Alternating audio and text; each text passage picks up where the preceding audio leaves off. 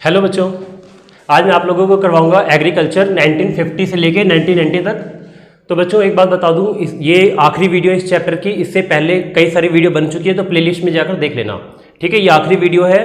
तो इसमें आज हम पढ़ेंगे कि लिमिटेशन ऑफ ग्रीन रेवोल्यूशन। जो ग्रीन रेवोल्यूशन था, इसकी क्या लिमिटेशन थी। हमने ग्रीन रेवोल्यूशन के फीचर्स पढ़ लिए थे, उसके क्या इफेक्ट पढ़े थे वो भी हमने पढ़ लिए थे। आज हम पढ़ेंगे कि ग्रीन रेवोल्यूशन की लिमिटेशन क्या थी। तो ठीक है, स्टार्ट करते हैं लिमिटेशन। तो बच्चों ग्रीन रेवोल्यूशन की अगर हम बात करें, तो जब ग्रीन रेवोल्यूशन स्टार्टिंग में आया था, तो स्टार्टिंग में ग्रीन रेवोल्यूशन सिर्फ गेहूं के लिए आया था, व्हीट के लिए आया था, और फिर उसके बाद थोड़ा बहुत जो आया था वो राइस के लिए आया था। ठीक है, बाकी फसल के लिए, बाकी क्रॉप्स के लिए ग्रीन रेवोल्यूशन नहीं आया था। ठीक है, ऐसा क्यों कह रहा हूं मैं, क्योंकि जो HYV सीड्स होते थे वो स्टार्टिंग में जब आए तो सारे क्रॉप्स के लिए नहीं आए, सारे फसल के HYV सीड्स नहीं आए थे। ये HYV जो सीड्स आए थे, एक तो व्हीट के लिए, सबसे पहले व्हीट के लिए आए थे, और फिर उसके बाद आए थे राइस के लिए। तो इस वजह से हुआ ये कि ग्रीन रेवोल्यूशन का जो प्रभाव था, फर्क था, इफेक्ट था, वो सबसे ज़्यादा किसके ऊपर पड़ा, व्हीट के ऊपर पड़ा। ठीक है, और सेकंड नंबर पे किसके ऊपर पड़ा, राइस के ऊपर पड़ा। ठीक है, बाकी अगर हम दूसरे फसल की बात करते हैं, जैसे दाल हो गया, ठीक है, या फिर मक्का हो गया, ज्वार हो गया, बाजरा हो गया, ठीक है, और उसके अलावा जैसे कुछ कमर्शियल क्रॉप्स जैसे जूट हो गए, कॉटन हो गए, ठीक है, टी हो गई, कॉफ़ी हो गई, इन पे ज़्यादा इफेक्ट नहीं पड़ा, बहुत ही मामूली सा फर्क पड़ा इनके ऊपर। ठीक है, तो हम सिंपल वर्ड में कह सकते हैं कि जो ग्रीन रेवोल्यूशन आया था उसका एक लिमिटेशन ये था कि सिर्फ लिमिटेड क्रॉप्स में ही फायदा मिला, एक तो व्हीट में और दूसरे नंबर पर राइस में। बाकी मक्का, ज्वार, बाजरा, ठीक है, जूट, कॉटन, टी, सिल्क, इन सब पे इसका इफेक्ट नहीं पड़ा। तो समझ में आ गया पहला। ठीक है, तो वैसे तो बच्चों हमें देखा जाए तो एग्रीकल्चर में जितने भी क्रॉप्स हैं हमें सबकी जरूरत थी। ठीक है, लेकिन ग्रीन रेवोल्यूशन आया तो सिर्फ दो पे ही फर्क पड़ा, बाकी पे फर्क नहीं पड़ा। तो देखा जाए तो एक बहुत बड़ी कमी रही।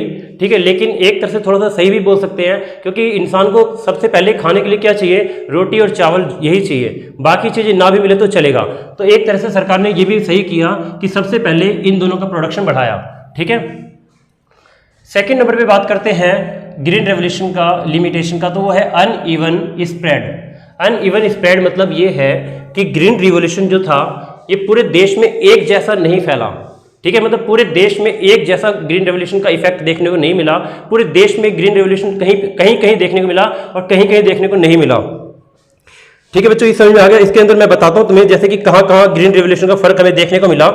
जो रिच स्टेट थे, रिच मतलब जो स्टेट हमारे क्या थे, जो स्टेट हमारे रिच थे, जैसे कि ये हो गया, रिच स्टेट के अंदर आ गया जैसे कि पंजाब, ठीक है, हरियाणा, पंजाब हो गया, हरियाणा हो गया, महाराष्ट्र,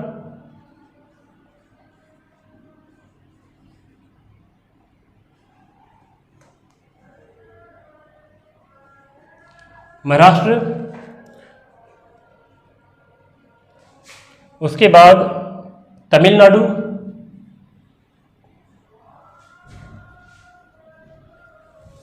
तो बच्चों तो देखो जो ग्रीन रेवोल्यूशन था उसका इफेक्ट सिर्फ यही मिला पंजाब में, हरियाणा में, महाराष्ट्र में, तमिलनाडु में। ऐसा मैं इसलिए कह रहा हूँ क्योंकि ये जो स्टेट थे इन सब में इरिगेशन की फैसिलिटी बहुत अच्छी थी, सिंचाई के साधन बहुत अच्छे थे, और जो HYV सीड्स थी और HYV टेक्नोलॉजी थी, उसके लिए हमें इरिगेशन यानी कि सिंचाई बहुत ज़्यादा चाहिए थी, खेतों में पानी बहुत ज़्यादा चाहिए था। तो इन सब राज्यों में पानी की कोई कमी नहीं थी, अच्छे खासे पानी थे। तो इस वजह से इन स्टेट में ये अच्छा खासा ग्रीन रेवोल्यूशन का इफेक्ट देखने को मिला। ठीक है, लेकिन अगर हम बाकी स्टेट की बात करें, जैसे कि ईस्ट साइड का, ईस्टर्न यूपी, मतलब ईस्ट यूपी की बात करें, इसी तरीके से बात करें बिहार की, मध्य प्रदेश, शॉर्ट फॉर्म में MP लिख देता हूं, मध्य प्रदेश और उड़ीसा,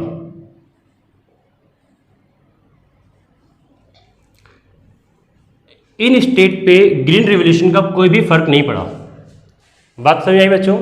ग्रीन रेवोल्यूशन का सबसे ज़्यादा फर्क पड़ा, फायदा मिला ग्रीन रेवोल्यूशन से कुछ स्टेट को, तो पंजाब था, हरियाणा था, महाराष्ट्र था, तमिलनाडु था। और जहाँ पर बिल्कुल भी ग्रीन रेवोल्यूशन का इफेक्ट देखने को नहीं मिला वो ईस्ट यूपी था, बिहार था, मध्य प्रदेश था और उड़ीसा था।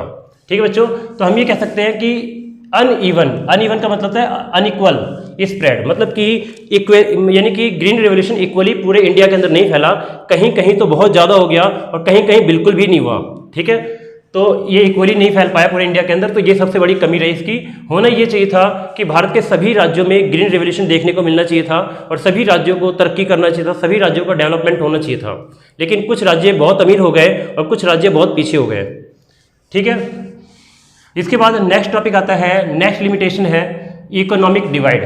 इकोनॉमिक डिवाइड का मतलब है बच्चों, अमीर किसान जो थे वो अमीर होते चले गए ग्रीन रेवोल्यूशन की वजह से, और जो गरीब किसान थे वो गरीब होते चले गए। ऐसा मैं इसलिए कह रहा हूँ क्योंकि बच्चों जो अमीर किसान थे उनकी एक खास बात बताता हूँ। HYV सीड्स होते थे, इरिगेशन, ठीक है, केमिकल फर्टिलाइजर्स, इंसेक्टिसाइड्स, पेस्टिसाइड्स, ये सब बच्चों बहुत महंगे हुआ करते थे। इतने महंगे थे कि एक बिल्कुल गरीब किसान इसको अफोर्ड नहीं कर सकता था, और हमारे देश में गरीब किसानों की संख्या ज़्यादा थी और अमीर किसानों की संख्या कम थी। तो इससे हुआ ये कि जो HYV टेक्नोलॉजी थी इसे सिर्फ अमीर किसानों ने ही अडॉप्ट किया, क्योंकि महंगे बीज खरीदने के लिए उनके पास पैसे थे, महंगे खाद, ठीक है, उर्वरक, ठीक है, और इरिगेशन की फैसिलिटी, यानी कि और जो भी ट्रैक्टर या जो भी मशीनें एग्रीकल्चर में जो मशीन का इस्तेमाल किया जाता है, इनको खरीदने के लिए उनके पास पैसे थे। तो हुआ क्या कि सिर्फ अमीर किसानों को फ़ायदा मिल गया इसका और गरीब किसानों को कोई फ़ायदा नहीं मिला। बात समझ आई बच्चों सबको? मैं फिर से बोल रहा हूँ, HYV टेक्नोलॉजी बहुत महंगी थी। ठीक है, महंगी क्यों बोल रहा हूँ मैं? क्योंकि केमिकल फर्टिलाइजर्स थे, इरिगेशन थी, ठीक है, HYV सीड्स थे, और पेस्टिसाइड्स, इंसेक्टिसाइड्स, ट्रैक्टर, ट्यूबवेल और इसी तरीके से थ्रेसर मशीन, ये सभी चीज़ें बहुत महंगी थी। तो गरीब किसान इसको अफोर्ड नहीं कर सकते थे, इस वजह से गरीब किसानों को कोई फ़ायदा नहीं मिला। अमीर किसानों ने इसको खरीद लिया और उन्होंने क्या किया, अपने खेतों में इसका इस्तेमाल किया, जिससे जो अमीर किसान थे वो और बहुत ज़्यादा अमीर हो गए और गरीब किसान और गरीब हो गए। अब गरीब किसान गरीब क्यों हो गए बच्चों? इसका एक कारण बताता हूँ। बच्चों जब ग्रीन रिवॉल्यूशन आया,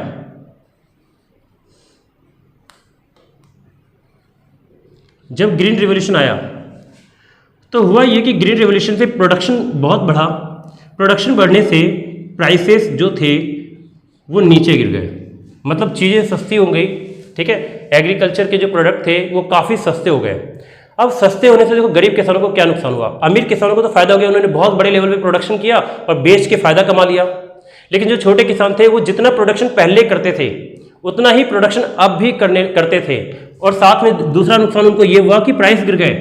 कहने का मतलब ये कि गरीब किसानों का प्रोडक्शन नहीं बढ़ा, वो जितना प्रोडक्शन पहले करते थे उतना प्रोडक्शन अब भी करते थे। ठीक है, तो यानी कि उनके प्रोडक्शन तो इंक्रीज उनकी नहीं हुई। साथ में दूसरा नुकसान ये हुआ कि ग्रीन रिवॉल्यूशन में जो प्रोडक्शन बाकी किसानों ने, जो अमीर किसान थे उन्होंने ज़्यादा प्रोडक्शन किया, जिस वजह से प्राइस नीचे गिर गए, तो उनको अच्छे रेट भी नहीं मिले। ठीक है, तो गरीब किसानों का प्रोडक्शन भी कम हुआ और रेट भी नीचे गिरे, तो जिस वजह से वो और गरीब हो गए। और अमीर किसानों की प्रोडक्टिविटी ज़्यादा हो गई थी, प्रोडक्शन उनका टोटल बहुत ज़्यादा रहा, जिस वजह से वो और अमीर होते चले गए और अमीर होते चले गए। तो बच्चों मुझे लगता है ये बातें समझ में आ चुकी है तुम लोगों को। ठीक है, तो एक इकोनॉमिक डिवाइड हो गया हमारे देश में, गरीब किसान और अमीर किसान के बीच में गैप बन गया, बहुत बड़ी खाई बन गई। ठीक है, तो मुझे लगता है ये टॉपिक तुम्हें समझ में आ गया है। अब हम आगे बढ़ते हैं।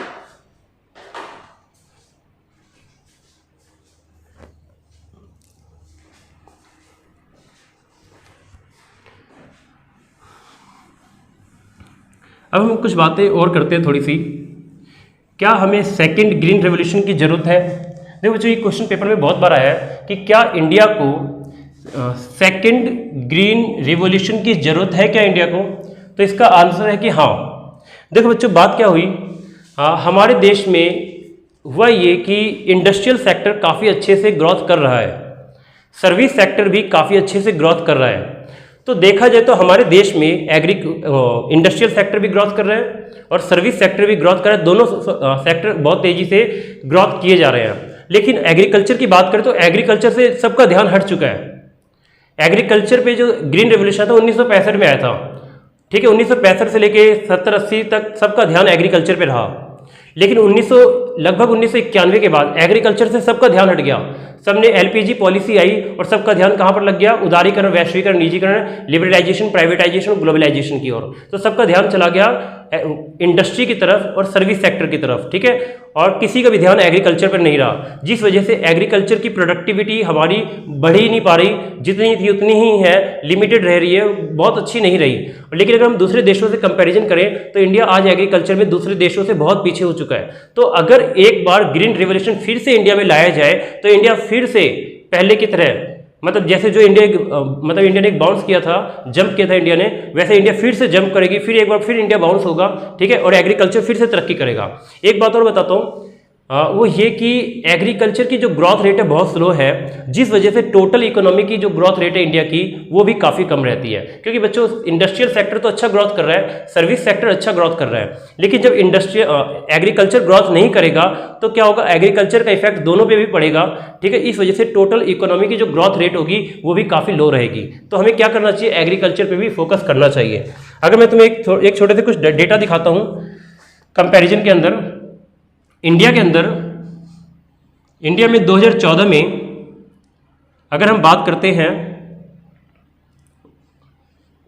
व्हीट की, तो ठीक है, ये 2014 का ही डेटा है मान लो, ठीक है। तो इंडिया में जो व्हीट था उसकी प्रोडक्टिविटी थी 1 हेक्टेयर जमीन पर 3075 किलो, यानी 2014 में इंडिया में 1 हेक्टेयर जमीन पर व्हीट का प्रोडक्शन कितना था, 3075 किलो।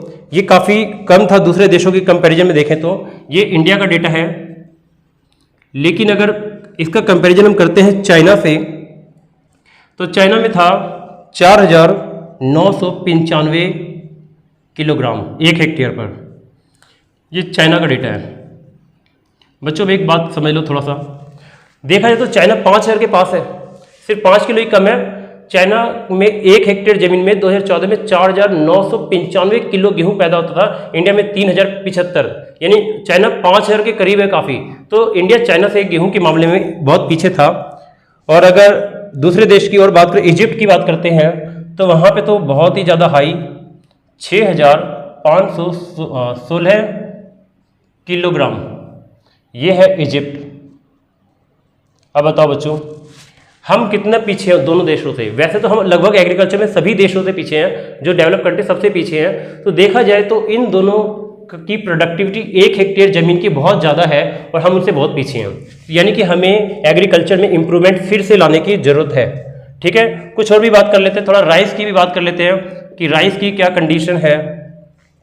तो राइस की अगर बात करते हैं तो बच्चों 2462 किलोग्राम 1 हेक्टेयर जमीन पे इंडिया में राइस पैदा होता है, ठीक है। अगर और चाइना में 6744 किलोग्राम। चाइना तो बहुत ज़्यादा आगे, पता नहीं बहुत इतना आगे की सोच भी नहीं सकते तुम, ठीक है। और जापान की बात करें तो 5391 किलोग्राम, ये जापान का डेटा है, ये चाइना का और ये इंडिया का। तो बच्चों देखो राइस की अगर हम बात करें तो राइस में हम बहुत पीछे हैं। 1 हेक्टेयर जमीन पर 2462 किलोग्राम ही हम राइस उगा पाते हैं, लेकिन चाइना को देख लो 6767 किलोग्राम 1 हेक्टेयर जमीन पर राइस उगाता है, और जापान को देख लो 5391 किलोग्राम राइस उगाता है 1 हेक्टेयर जमीन पर। तो यानी कि इस मामले में बाकी देश हमसे बहुत आगे हैं और हम सारे देशों से पीछे चल रहे हैं, ठीक है बच्चों। तो मुझे ऐसा लगता है कि ये बातें तुम लोगों को समझ में आ चुकी होगी। और सिर्फ ये गेहूं और चावल की ही बात नहीं है, बाकी जितने भी फसल की अगर हम कंपैरिजन करें, हम हर फसल में दूसरे देशों से पीछे हैं। हर फसल की प्रोडक्टिविटी हमारे देश में दूसरे देशों से बहुत कम है, ठीक है बच्चों। तो मुझे ऐसा लगता है कि ये बातें समझ में आ गई होंगी, ठीक है। तो आज के लिए सिर्फ इतना ही, बाकी हम नेक्स्ट में करेंगे। बस हमें इस टॉपिक में इतना समझना था कि हाँ अब हमें सेकंड ग्रीन रिवोल्यूशन की जरूरत है, ठीक है बच्चों। आज के लिए इतना ही, बाकी हम नेक्स्ट में करते हैं।